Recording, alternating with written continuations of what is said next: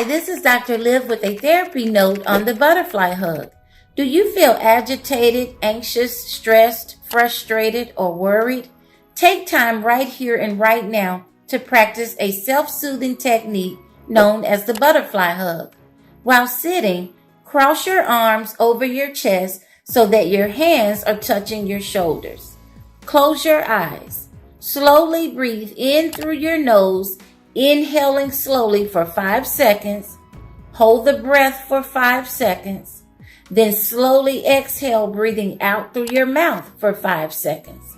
Repeat this until you feel tension ease from your mind and body. And while breathing, you can also gently tap your shoulders or gently give your shoulders a rub. The breathing combined with the touch signals the body to release neurotransmitters such as serotonin and dopamine that elevate our mood and help to release stress and tension.